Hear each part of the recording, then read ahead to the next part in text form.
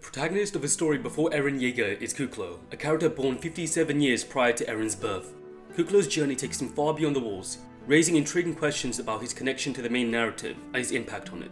Over a year ago now, I dropped a video talking about Kuklo, the boy who's marked by the specter of death. Before the Fall stands as an official prequel to the Attack on Titan series, written by Rio Suzukaze and illustrated by Satoshi Shiki. Under the supervision of Isayama, the creator of Attack on Titan, this narrative offers glimpses into an era preceding the fall of World Mario, the resurgence of the Survey Corps, and the early development of the 3D maneuvering game. For those who missed part 1, we basically covered the story up until chapter 32, in which we follow the story of Kuklo, who was born when his pregnant mother was inside a Titan. After being vomited out, he was deemed a Titan, and raised as a slave boy until he kills his master and runs away with his daughter Charles. Obviously, Charles' brother Xavi isn't very pleased. Later he joins the Survey Corps to fight the Titans and prove that he's a human and not a Titan. At some point he's attacked by Charles' older brother, a military police leader Xavi, who slashes his leg, causing him to fall into a nearby river, being presumed dead. But as you probably guessed, Kuklo's story didn't end there. So getting into the story, almost a week later Kuklo wakes up in bandages inside a cabin. He was found by a training cadet called Rosa. She found him with his Titan killing gear, and Kuklo is extremely grateful, revealing that this device is a new invention used for killing Titans. Of course we know this device as a 3D maneuvering gear, but this is 60 years before that, before the fall of Shinganshina. So Kuklo was one of the first people to ever test a prototype version of it. His mentor George, dubbed the first man to kill a Titan using this gear, arrives at the cabin to help him out, letting him know that the testing of his maneuvering gear is temporarily on hold. Rosa and her friends want to join the Survey Corps and ask Kuklo for his recommendation. He agrees, but he warns them about the dangers of fighting Titans from his own experience.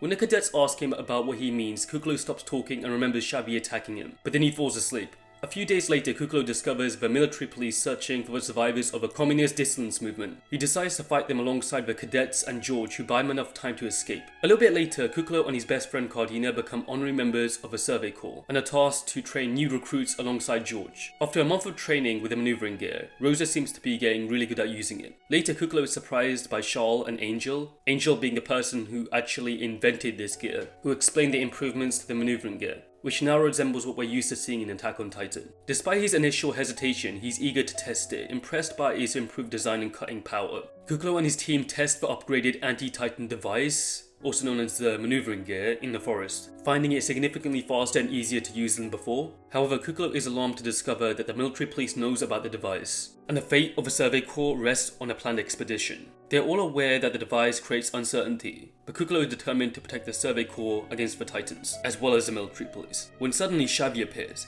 warning him that any reckless actions towards the military police, or any unauthorized use of this device, will have consequences. Xavi's unexpected arrival pisses Kuklo off as expected. I mean, he did try and kill him, so it is pretty awkward. Despite being shocked Kuklo is still alive, he explains that he's here to monitor the new recruits on behalf of the military police. Kuklo doesn't take Xavi telling him to stop very well, but quickly calms down before things can get violent. The Survey Corps conducts a test to show Xavi how the device functions, with a balance test to start. Xavi asks to try it. He can very easily use a machine with style, which kinda shocks everybody. Later, Kuklo learns that Xavi will be a part of the upcoming expedition beyond the walls, and Xavi is assigned to watch over Kuklo and his team of cadets. Despite this major irritation, Kuklo is relieved that he can at least be included in the expedition, and he promises to complete the mission no matter what. Upon arriving to World Mario, Kuklo and his best friend Cardina demonstrate the new equipment are flying over the top of a wall. They discover an unusually large number of Titans, making the upcoming expedition very risky. Even the garrison's cannons are shown to be ineffective due to the Titans' rapid regeneration, so many of the trainees withdraw, which causes a lot of concern. Kuklo privately discusses the hesitations among the remaining trainees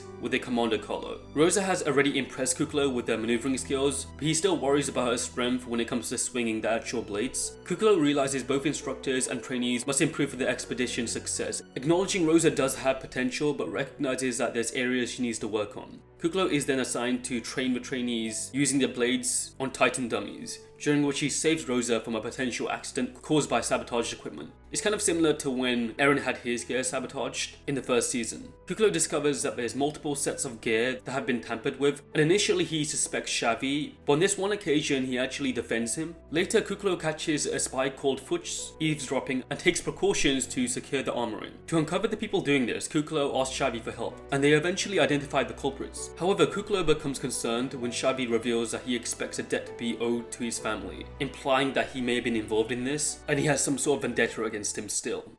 As the training period ends, Kuklo and Cardina's criminal records are erased, and they both officially become members of a survey corps.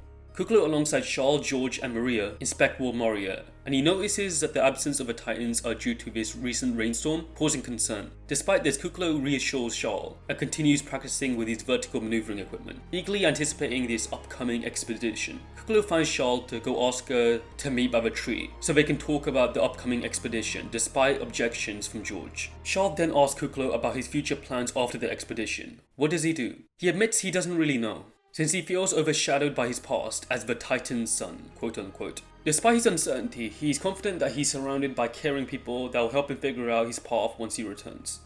On a day of the expedition, Kuklo arrives near the front and observes the residents of Shiganshina. He notices the crowd's high hopes for the expedition, but is surprised by Cardina's lack of confidence. Usually he is quite confident, so this is a surprise for him. A fight breaks out, and a man from a crowd asks them to avenge his family that was killed by a Titan 15 years ago. Kuklo promises that he will kill this Titan, uplifting the crowd's morale. With a renewed resolve, Kuklo and the Survey Corps soldiers begin the expedition, carrying the hopes of humanity on their shoulders. As the Survey Corps sets out, Kuklo and Cardina observe this muddy terrain after the recent rainstorm. While teams 1 through 8 move ahead, teams 9 and 10, including Kuklo, stop at this oasis beyond the wall. An oasis is basically a pocket of water in the middle of a desert. Kuklo recalls the evacuation points, with the oasis being one of them, so they head south, the direction from which the Titans usually come, hoping to find clues about their origins. At this point, this may have been the furthest that humanity within the walls have actually gone past the walls. Soon a red flare signals nearby Titans. The teams rush towards it. However, heavy rain and the fading flare remnants cause Team 10, including Kuklo and Rosa, to get lost. As Kuklo and his group are trying to figure out their next move, Simon Barner and Team 9 arrive to their location. They follow a flare signal and discover a destroyed weapons wagon belonging to Team 7 and 8.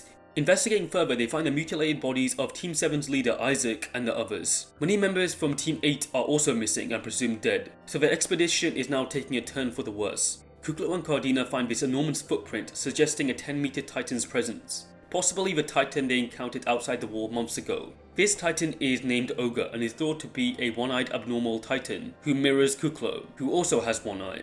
At the oasis, Kuklo detects multiple Titans with Simon and Rosa's coordination. Team 10 successfully killed one of the Titans using a coordinated attack, validating the equipment's effectiveness. However, another Titan appears, injuring Felix, and Kuklo swiftly kills it, but is surprised that he didn't sense its presence earlier. Simon explains that some of the Titans exhibit abnormal behavior and can hide and plan attacks, leaving Kuklo to feel responsible for Felix's injury since he didn't notice this earlier. After regrouping, Kuklo anticipates the rain's end will attract more Titans, so he volunteers to find the missing Xavi and heads into a forest alone, which isn't a great idea, I think. Following his trail, Kuklo narrowly avoids an ambush from Xavi, who reveals that his actions were driven by jealousy and hatred, swearing to kill Kuklo, who still hasn't got over the fact that he killed his father and stole his sister. The confrontation escalates as both prepare for their final battle as Xavi reveals his sister's love for Kuklo, momentarily distracting him. Despite this distraction, Kuklo presses on, questioning Xavi's hatred, and this is when he admits that he never saw Kuklo as a Titan. In their final clash, Kuklo finds a resolve pushing through his injuries because of Charles, realizing that he does love her. However, their fight is interrupted when the Titan Ogre appears. Kuklo pushes Xavi out the way to save him, but is caught by Ogre instead. As he's slowly being crushed to death, Kuklo recognizes Ogre as the Titan responsible for his parents' death. In his final moments, he vows to avenge his parents by defeating the Titan in a desperate battle. Kuklo's mental resolve allows him to injure Ogre, and stranded with his equipment destroyed. As he's about to give up, he is then saved by Xavi, who blinds Ogre. With Xavi's help, this provides Kuklo with an opening to finally defeat Ogre by attacking his nape. And that's it, he's done it. He's avenged his parents and taken down Ogre once and for all. After their victory against Ogre, Kuklo and Xavi acknowledge each other and acknowledge how overpowered the equipment actually is against the Titans, and things are now starting to look hopeful for humanity. Xavi then gives his blessing to Kuklo to be with Charles as they walk in silence, before rejoining with the other survivors. Upon returning to Shiganshina, Kuklo reunites with Charles, as they happily agree to finally marry each other in the next few months, marking the conclusion to Before the Fall. Ultimately, on a day of the expedition, many lives were lost, but that day also proved that they can fight back against the Titans, and win. So perhaps it was worth it. I'll let you decide.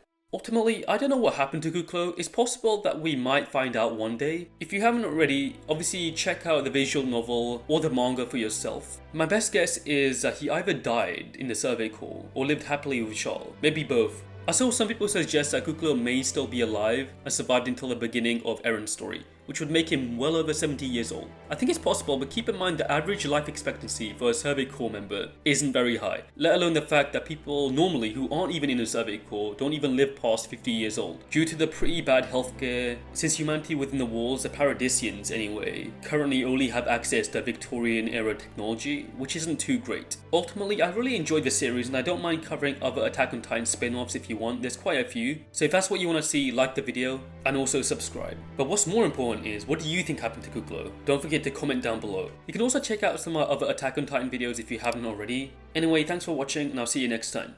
Peace.